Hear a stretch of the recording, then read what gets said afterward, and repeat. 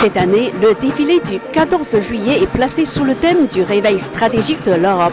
Pour la première fois, ce défilé s'ouvre avec les représentants des 35 pays de la coalition des volontaires pour l'Ukraine. C'est une initiative franco-britannique qui symbolise une Europe plus forte et plus engagée aux côtés de l'Ukraine.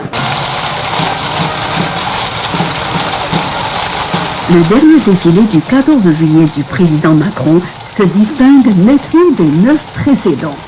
En ouvrant la cérémonie avec près de 500 soldats de la coalition des volontaires, la France a voulu afficher son leadership européen et son soutien à l'Ukraine après un sommet de l'OTAN 2026 marqué par les tensions transatlantiques. Créée en 2025 à l'initiative de la France et du Royaume-Uni, cette coalition réunit 35 pays européens, dont notamment la France, le Royaume-Uni, l'Allemagne, la Pologne et l'Italie.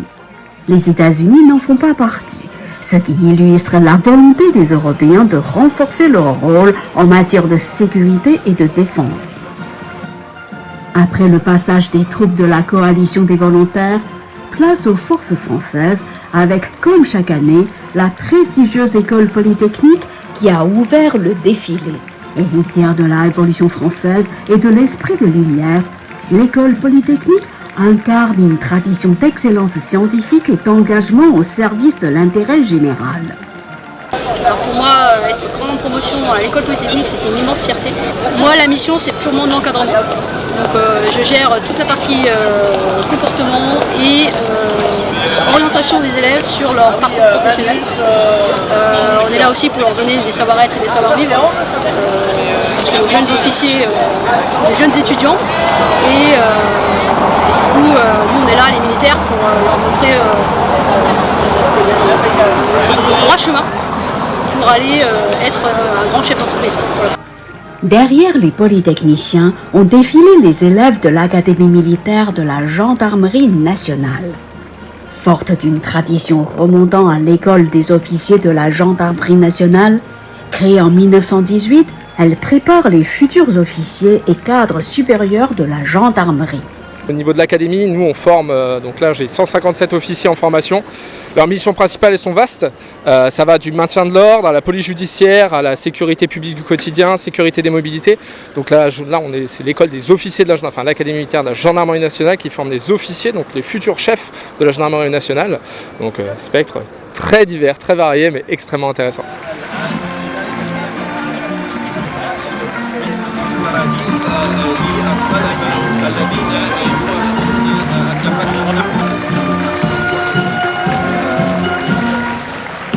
L'école navale a également attiré les regards avec l'élégant uniforme bleu marine de ses élèves. Installée dans le Finistère, elle forme depuis plus de 200 ans les officiers de marine appelés à servir la France. Demain, ils seront aux commandes de systèmes complexes, en mer, sous la mer et dans les airs, pour défendre les intérêts de la France et contribuer à la paix. C'est une immense fierté pour nous aujourd'hui de défiler sur les Champs-Élysées puisque ça conclut notre formation de 2 ans à l'école navale. Je pense que les spécificités de notre école reposent essentiellement sur le fait de la mer, parce que c'est la grande école de la mer.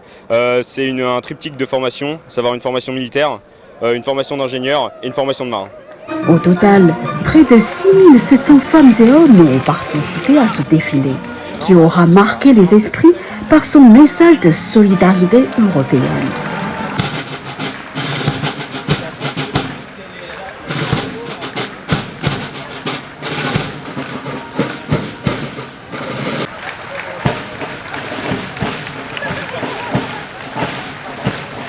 Cette année, le défilé aérien a mis en valeur la puissance et la diversité des forces aériennes françaises avec des avions de chasse, de transport et de ravitaillement démontrant leur capacité d'intervention et de protection. Quant aux troupes motorisées, elles ont illustré la capacité de l'armée de terre à se déployer rapidement et à manœuvrer sur tous les terrains. Les véhicules blindés de nouvelle génération du programme Scorpion, comme le Griffon et le Jaguar, témoignent de cette transformation vers une armée plus connectée, plus agile et adaptée aux nouveaux défis opérationnels. En direct des Champs-Élysées, Camille Chen pour Mandara TV.